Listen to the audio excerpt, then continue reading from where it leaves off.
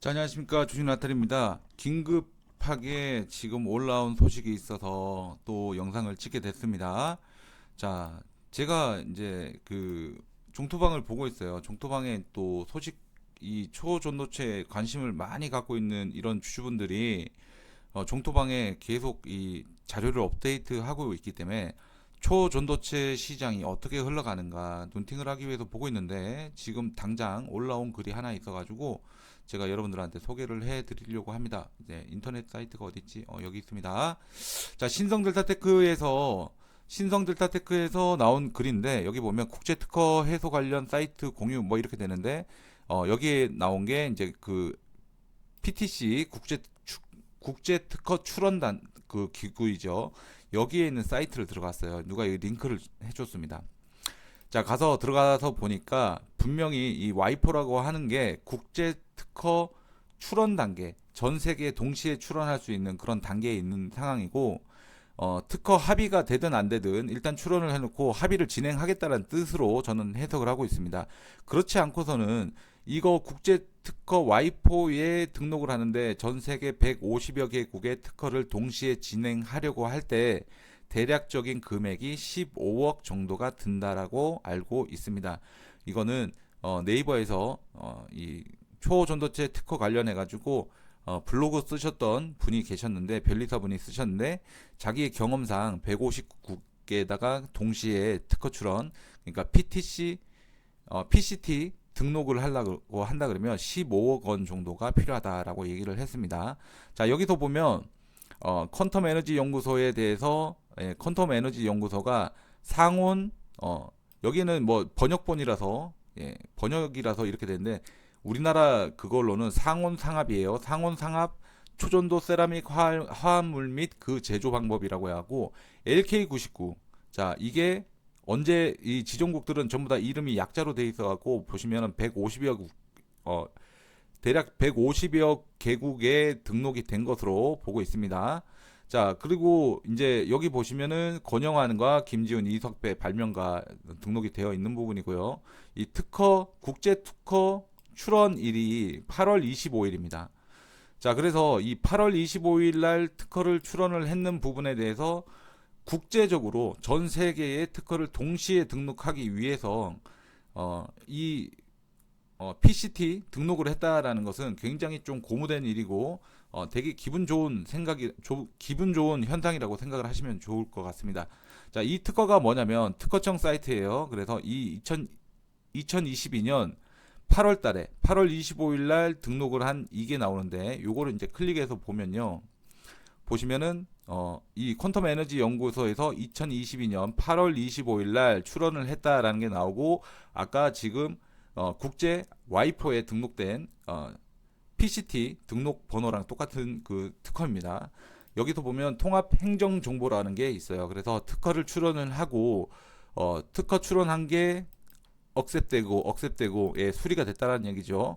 자, 여기에서 지금 의견 제출 통지서 이 부분이 마지막에 특허 합의를 하라고 했던 그 문서입니다.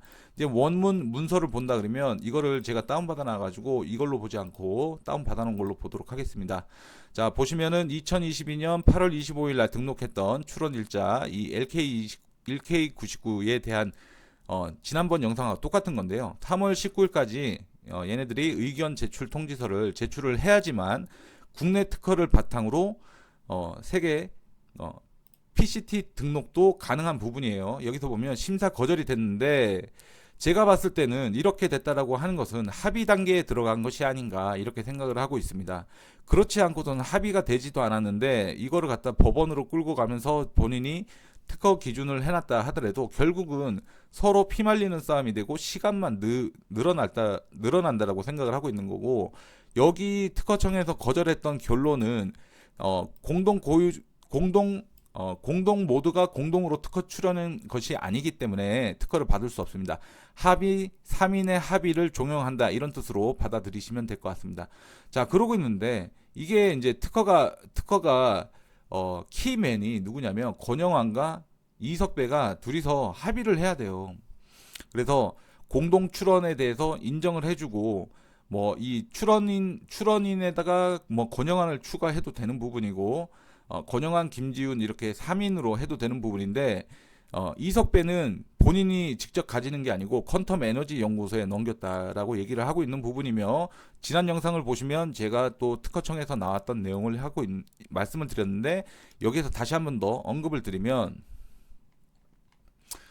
자 여기에서 권영환이 여기 보면 권영환이 자기는 퀀텀의 그 특허에 대한 승계권을 넘기지 않았다라고 해서 특허 거절 결정을 하여야 한다는 취지로 이의 신청을 했고요. 그 다음에 김지훈도 권영환과 같은 취지로 정보를 제공하였습니다. 이렇게 나와 있습니다. 9월 11일 그리고 권영환이 이의 제기한 거는 7월 31일이고 그래서 특허청에서도 이 둘의 주장에 대해서 보니까 맞는 것 같으니까 지금 이거에 대해서 3인 합의라고 하라고 했는 부분인데 신성 델타테크 관련된 유튜브나 뭐 어떤 좀 강성 주주분들은 이거는 무조건 퀀텀 거다 이렇게 얘기를 하고 있는데 전혀 그렇게 되지 않습니다.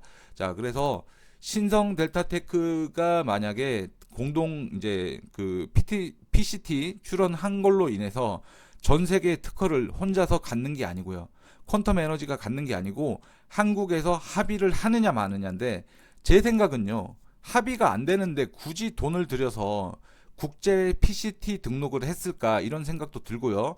물론 이 상태에서 그냥 출원만 된 것이기 때문에 세계 각국에 입증할 자료를 보내면서 우리나라 특허청에서 거절했던 사유가 3인 합의가 안 됐고 그 다음에 정확하게 다른 사람들이 이걸 특허를 보고 재현할 수 있어야 되는 재현성 문제라든지 그리고 너무 비밀 레시피라고 해서 너무 광범위하게 퍼뜨려 놓은 추가적인 원소에 대한 이것도 정리를 해달라라고 하는 특허청의 요구가 있었기 때문에 그 요구를 아마 물밑에서 진행하고 있지 않을까라는 생각을 하고 있습니다. 자 그래서 여기서 보면 어저께 그 뭐 과기부 최다액 출자자 변경 승인 거절 그리고 원상복구 명령 나와서 주가가 떨어졌지만 아까 영상에서도 제가 밑에서 무조건 주워 놓으라고 했었죠. 자 결국에는 키는 누가 갖고 있느냐 권영환이 갖고 있다 다시 한번 더 생각을 하시면 될 것 같고 신성 주주분들이나 그 다음에 CCS 주주분들이나 우리는 같은 배를 탔다라고 생각을 하셔야 되는 부분입니다. 양쪽 다. 그래서 뭐 예를 들어서 뭐 CC가 죽어야 신성이 산다. 신성이 죽어야 CC가 산다가 아니라 같은 배를 탄 거예요. 결국은 합의를 할 수밖에 없는 부분이고 합의할 생각이 없으면 국제 특허 PCT 등록을 하지 않았을 것이다라는 이 추론에 접근하게 되면서 CCS 주주분들께서는 여기에서 상편이 어쩌니 떠들었던 유튜버들 말 싹 다 지우시고요. 머릿속에 지우시고 지금부터는 무조건 시간 걸려도 주가 상승한다. 그러니까 내일 장 열리면 무조건 주선해야 된다라는 마인드를 가지시기 바랍니다. 왜냐하면 특허 합의가 되지 국내 특허가 합의가 안 되는데 국내 특허를 기준으로 해가지고 해외 국제 특허 PCT 등록을 할 수가 없어요. 그렇다는 것은 지금 합의가 어느 정도 진행이 된 것이 아닌가. 그리고 이 합의 부분에서도 출원은 먼저 해놓고 등록은 먼저 해놓고 나중에 수정할 수 있는 부분이거든요. 그래서 국제 특허도 그렇고 국내 특허도 이 특허 신청문에 대한 수정이 들어갈 수 있습니다. 이 수정분이 뭐 3인 합의라든지 그래서 공동 출자 출원인을 지금 퀀텀으로만 되어 있지만 이 출원인을 더 추가를 해서 퀀텀과 권영환 그리고 김지훈 이렇게 3인으로 하는지 요것들이 전부 다 수정 목록에 들어갈 수 있어요. 그리고 이 특허청에서 거절했던 사유를 본다 그러면 재현성이라는 내용이 나오는 부분이기 때문에 이 재현성을 다시 한 번 더 하기 위해서는 같은 실험 조건에서 같은 샘플 만들어내기 위해서는 3인이 힘을 합쳐야 되는 구간에 와 있다라고 생각을 하고 있습니다. 거기에다가 국가에서도 조차 이제는 초전도체 관련해서 이 초전도체가 가지고 있는 이 기술적 가치 이런 것들에 대해서 인정하기 위해서 인정하고 지원하기 위해서 법률까지 제정을 했잖아요. 자 그러면 이제는 이 법률 관련해서 지원도 나올 뿐더러 이 3인의 과학자에 대한 이슈가 다시 한 번 더 불어올 것이고 상대적으로 주가가 싸다라고 느껴지는 CCS에 뭐 강한 매수가 들어오지 않을까라는 생각을 하고 있습니다.